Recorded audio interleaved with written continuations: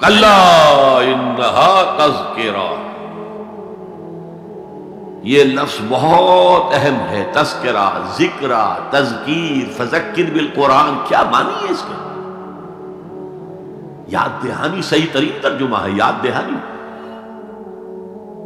ایک ہے کسی کو کچھ سکھانا، نئی بات سکھانا، ایک ہے یاد دہانی، اسے ایک چیز معلوم تھی کوئی بھول گیا، یاد کرانا۔ جیسے آپ کے کسی دوست نے آپ کو بہت قیمتی قلم دیا تھا، آپ نے اسے بہت سنبھال کر اپنے ٹرنک میں رکھ لیا،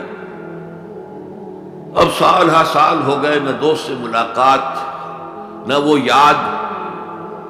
اچانک آپ نے کسی روز ٹرنک کھولا اور وہ قلم آ گیا، تو آپ کو دوست یاد آ جائے گا کہ نہیں؟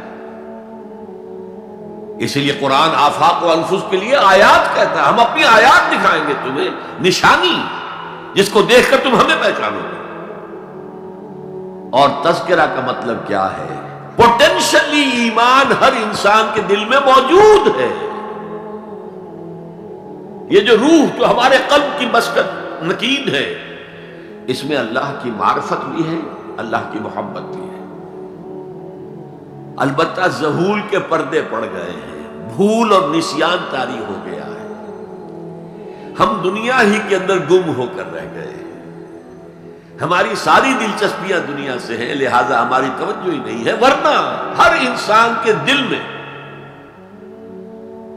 یہ جو یہاں ہندوستان میں کہتے ہیں آتما اور پرماتما، آتما اور پرماتما کا تو تعلق بہت گہرا ہے، ابتدا میں بنا دی گئی تھی ارواح، جب ہم سب کے سب تمام انسان آدم سے لے کر اور تا قیامت جو انسان آئے گا دنیا میں، ان سب کی ارواح پیدا کر دی گئی، اور پوچھا گیا الست بربکم قالوا بلا، یاد ہے؟ لہذا یہ تذکرہ ہے، یہ یاد دہانی ہے، تمہارے اندر موجود ہے، اللہ کی معرفت بھی موجود ہے، اللہ کی محبت بھی موجود ہے، لیکن کلا بل ران علی قلوبہم ما کانوا یعملون، ان کے دلوں پر زنگ آ گیا ہے اب ان کے اعمال کی وجہ سے، شیشہ جو ہے وہ زنگ آلود ہو گیا۔ حضور نے فرمایا ان هذه القلوب لتصدع كما يصدع الحديد اذا اصابه الماء، ان دلوں پر بھی زنگ آ جاتا ہے جیسے کہ لوہے کے اوپر پانی پڑتا رہے تو اس کو زنگ آ جاتا ہے۔ پوچھا گیا فما جلاؤها یا رسول اللہ، اے اللہ کے رسول ہماری تلواروں کو زنگ لگتا ہے، ہم پالش کرتے ہیں، سیکل کرتے ہیں، وہ پھر چمک اٹھتے ہیں، تو دل پر اگر زنگ آ جائے تو اس کا علاج کیا ہے؟ دو چیزیں فرمائی، کثرت و ذکر الموت و تلاوت القرآن، دو کام کرو کثرت سے، موت کو یاد رکھو، یہاں رہنا نہیں ہے، جانا ہے، یہ ہمارا گھر نہیں ہے، یہ ہماری منزل نہیں ہے، ہمارا اصل گھر جو حضور نے فرمایا انما الدنیا خلقت لکم وانتم خلقتم للآخرہ، یہ دنیا تمہارے لیے بنائی گئی، تم آخرت کے لیے بنائے گئے، اسی لیے حضور نے فرمایا کن فی الدنیا کانک غریب وعابر السبیل، دنیا میں ایسے رہو جیسے راہ چلتے مسافر ہو یا اجنبی ہو۔ اپنے بارے میں فرمایا مالی والی دنیا، مجھے تمہاری دنیا سے کیا سروکار، انما مثلی کراکب استظل تحت شجرۃ ثم راح فترکا، میری مثال اس مسافر کی سی ہے جو ذرا سستانے کے لیے کسی درخت کے سائے میں بیٹھتا ہے تھوڑی دیر، وہ اس کا گھر تو نہیں ہے، اس کی منزل نہیں ہے، پھر وہ اس کو چھوڑتا ہے، اپنا راستہ لیتا ہے۔ یہ اگر ہمارا تصور قائم ہو جائے،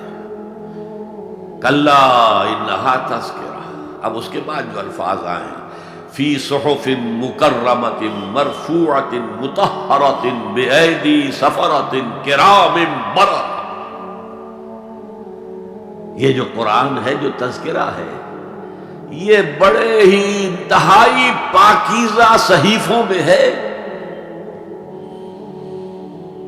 فی صحف مکرمۃ، بڑے باعزت، مرفوعۃ مطہرۃ، مرفوع بلند اور انتہائی پاک، بے ایدی سفرۃ، یہ کن کے ہاتھوں میں ہے؟ لکھنے والے وہ فرشتے، بے ایدی سفرۃ